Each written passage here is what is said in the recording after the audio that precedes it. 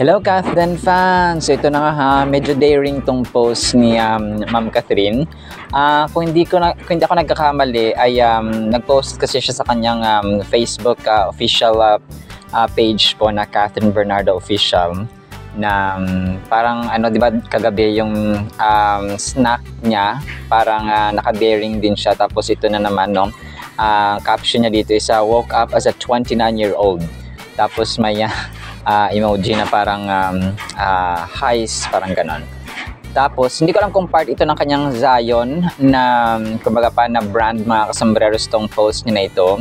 Pero nagulat lang din yung marami na medyo daring yung kanyang post na ito mga kasambreros na parang naka-underwear lang po at saka naka hindi ko alam baby bra ba ito no. And then pero si Mami Min ay nag-post din po ng sobrang heartfelt yung kanyang post na ito mga kasambreros kasi pati baptism certificate ni Catherine nung kanyang kung papabinyag or christening time mga kasambreros na June 30 ang petsa dito, June 30, 1996, 4:30 PM. Sa ano pa ito no, sa 606 Lourdes Street o Lord Street, Magsaysay Sur, Cabanatuan City no, Sunday. So talagang pinost pa ni Mami Min yung kanyang christening certificate mga kasambreros, Catherine Chandria and Blessing. So talagang ang cute kasi ang mga baby pictures ni Ma'am Catherine nandito rin, family picture, yung dumidede pa siya, yung talagang simula sa kanyang pagpanak mga kasambreros no, kasama sila Daddy Ted, buhat-buhat pa si Catherine bilang baby. Nakaka-touch na ganito ka-sweet yung mami mo. Yung isang artista ito nagbubuhat no, ninong yata ni ano to, hindi to si Daddy Ted, ninong yata ito ni Catherine Masters no.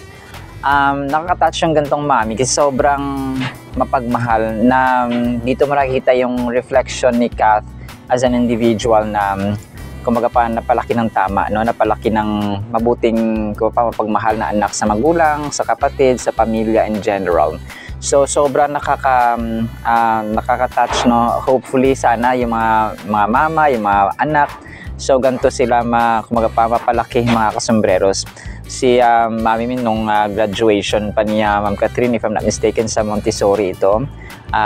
Nung maliit pa siya no, kindergarten mga kasambreros, hanggang sa lumaki na siya no, yung naging parang from baby into a lady no, from girl into a woman mga kasambreros and mga kapantas. Sobrang nakakaano, talagang siguro si Mami Min talagang ano siya no, weak siya, kahinaan niya talaga yung kanyang mga anak no. Kasi pagdating sa, kasi hindi lahat ng mami o ng mama ganito ka-expressive sa social media no.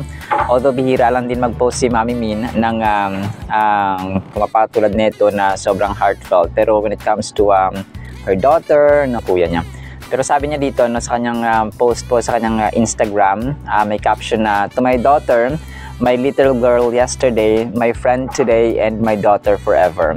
I will try and respect the fact that the decisions you will make are your own, but you must understand that to me, you will always be my little girl.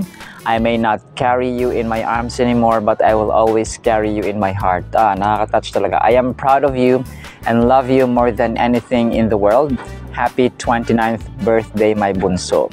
Tapos may heart siya sa world mga kasambreros. So sobrang nakaka-touch talaga mga kasambreros itong post ni Mami Min. So inaantay lang talaga natin yung kay Pops Alden. Pero palagay ko hindi na po tayo mag-expect ng ng ayuda na pupunta si Alden or something like that. Ako man hoping, pero palagay ko lang hindi, kasi nag-post na si Sir Alden yesterday na introvert siya. No, introvert people na ayaw nilang public display always. Gusto na ng private life pero full of adventure pa rin no. Yun ang gustong sabihin ni Pops Alden sa kanyang tweet kahapon.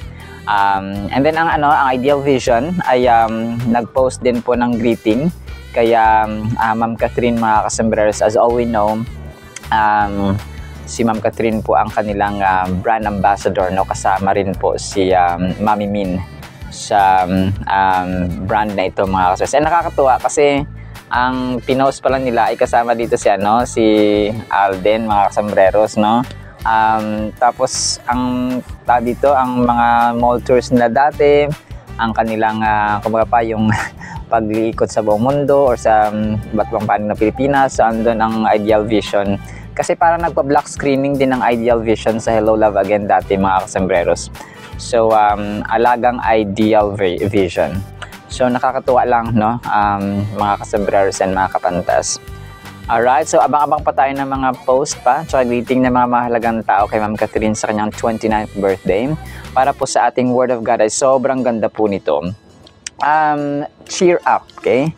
Cheer up mga kasembreros, naisipan ko tong i-share kasi alam ko marami sa atin ang medyo nalulungkot, no? May mga pinagdadaanan sa buhay, may mga may mga challenges tayo, and we need to cheer up, no? Smile, no? Kasi maraming reasons ang Panginoon para po tayo ay maging masaya, no? Let's put a smile on our face kasi at the end of the day, ang stress po at saka ang anxiety, no, ang pagiging anxious po natin na hindi makakatulong sa atin, mas lalo pa tayong tatanda. Pag nag-smile at nag-cheer up tayo ay babata tayo, no? Ecclesiastes 11:9, Rejoice, O young man, pwede rin batang babae, in your youth, and let your heart cheer you in the days of your youth. Walk in the ways of your heart and the sight of your eyes. But know that for all these things, God will bring you into judgment. So, ang nagsulat po ng Ecclesiastes sa Bible, mga kasembreros, ay ang wise man or ang wise king na si Solomon, no, na anak ni King David. So sabi niya dito, habang bata daw tayo, no, in particular na, no, kahit nasa anong edad, ay ano tayo, no, yung puso natin, i-feel natin at hayaan natin yung puso natin na pasahin tayo. So maaring nasa bad things or bad ways, maaring sa good ways or pamamaraan na pinapasaya natin ang ating sarili at ang ating puso. Kasi marami ngayon ang pinapasaya na, pwedeng jowa, no, pwedeng gantong habit, no, kahit mali na, no.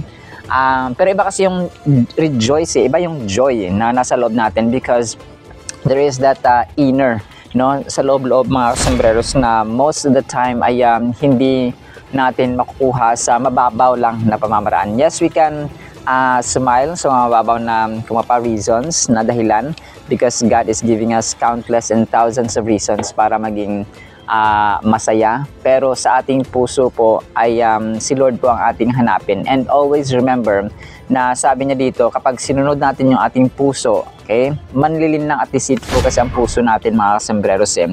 That is why kapag parati nating sinasabi na follow your heart, no, sundin mo ang puso mo, kung anong tinitibok ng puso mo, in the end ay may judgment ang Panginoon. Sabi niya dito, walk in the ways of your heart and the sight of your eyes.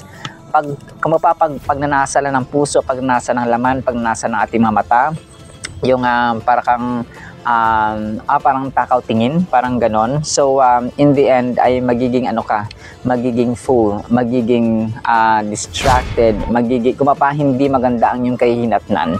And kasi sabi ni Lord dito, but know that for all these things, God will bring you into judgment. So, lahat tayo, either pinapasaya tayo sa maling pamamaraan, gumagawa tayo ng mga bagay na kinakasya natin sa tamang paraan at sa maling paraan, may consequence ang bad, may reward naman ang good.